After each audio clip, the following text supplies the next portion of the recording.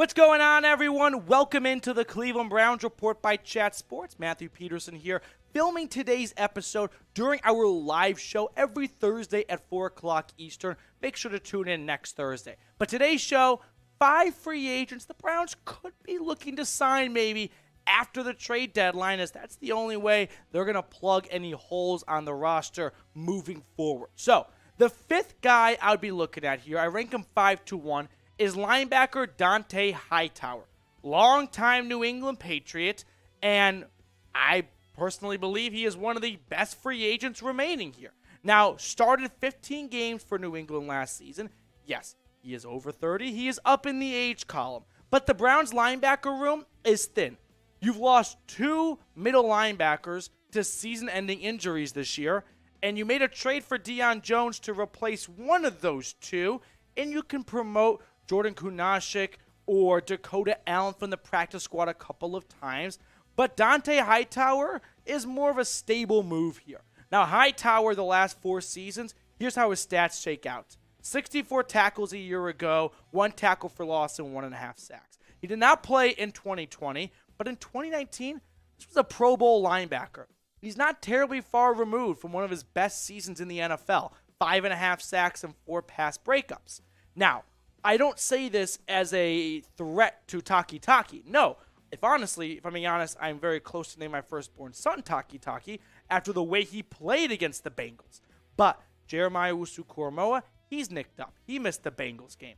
Deion Jones has been meh so far for the Browns. He's had some nice plays here, but he has not been an all-pro linebacker as he once was with the Falcons.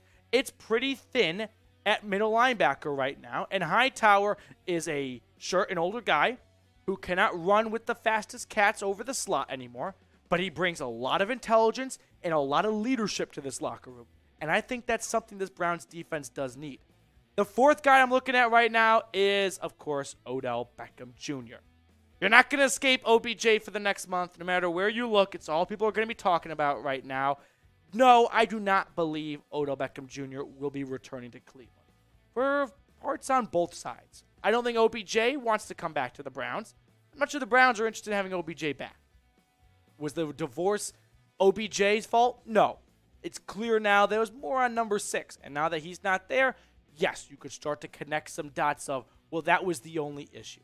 But ultimately, I don't see Odell Beckham Jr. returning to the Browns. Now, the stats his last 4 seasons, we'll throw them on screen for you guys to look at. He had 5 touchdowns a year ago. None of them were with the Browns.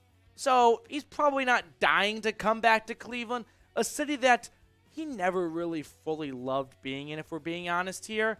To me, it's probably either going to be the Bills, the Chiefs, or maybe even a return to the Rams. The Browns are a long shot. He's also likely not going to sign anywhere until closer to December. And so at that point, maybe if the Browns have won a handful of games and they're getting Deshaun Watson back, OBJ decides, let me make a run with the Browns, but this just feels like a long shot. Does anyone really think OBJ is going to come back to Cleveland? But I'll let you guys kind of have a voice and dictate this conversation. Should the Browns reach out to Odell Beckham Jr.?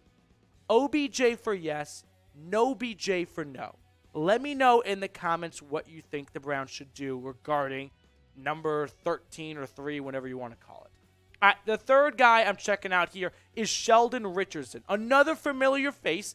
And if a free agent acquisition is going to be made this late in the game, it's probably going to be someone that the GM and the coach have some familiarity with, because they don't want to waste anyone's time trying to get someone up to speed this late in the game. Now, last year, Richardson with the Vikings was really good.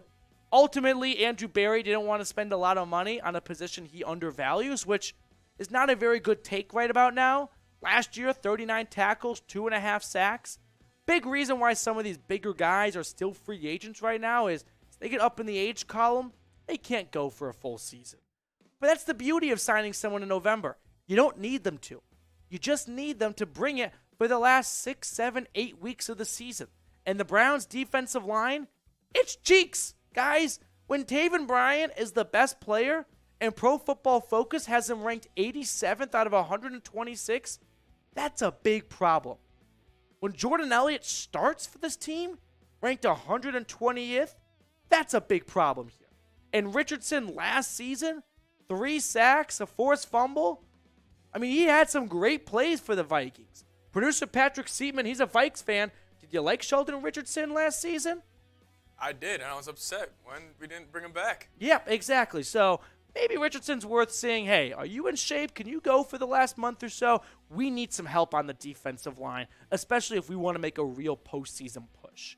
All right, I'm going to put out a quick challenge to everyone watching right now that is not subscribed. We're not swinging for the fences here. I just want to know if we can pick up 20 subscribers. I don't even want 21. I just want 20. I want a nice infield single, right? A nice 3rd and 4 run for Nick Chubb when he picks up 6 yards. So if you are one of the new members of the channel, type me once you subscribe, and let's see if we can get 20 on the dot. All right, the next free agent target is Will Fuller. Now, you might have seen on Twitter about a week ago, and I might have retweeted it, that Will Fuller said he was retiring. No, that was fake news, all right? Will Fuller is not retiring. He is still waiting for someone to give him a call.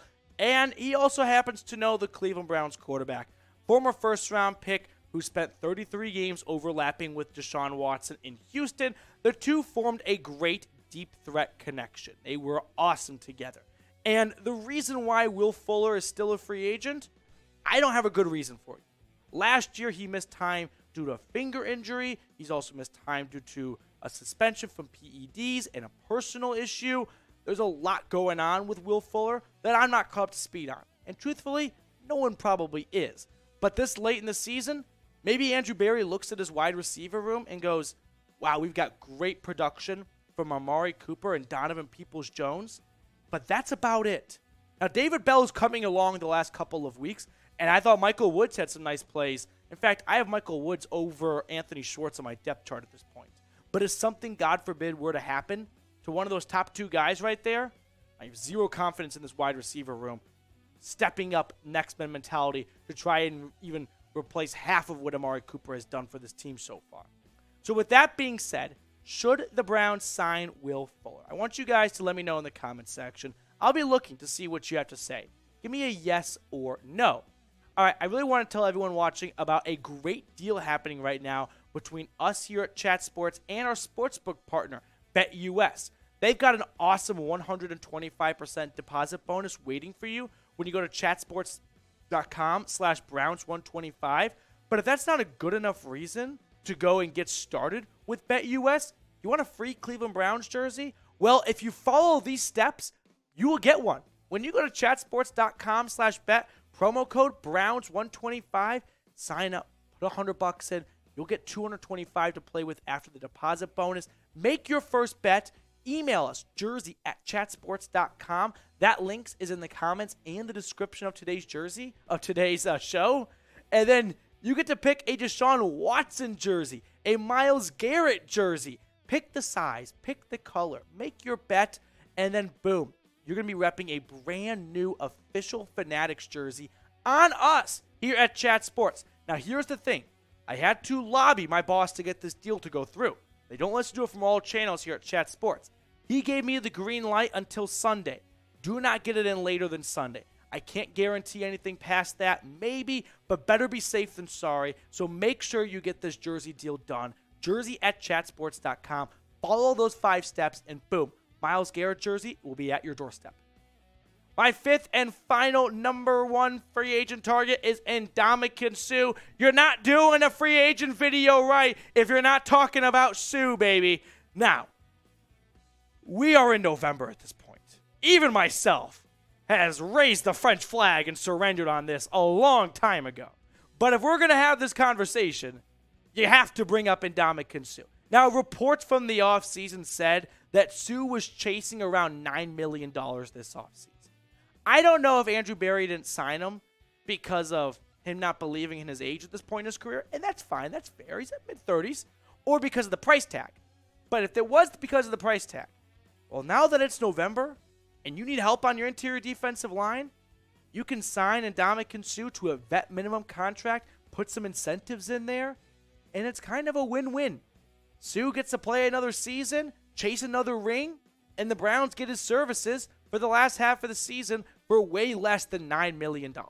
Now, Ndamukong Suh has been extremely productive the last couple of seasons. In fact, he has not missed a game once, aside from a disciplinary issue we all remember a decade ago. So before someone comments, no, off-the-field issues, that was 10 years ago.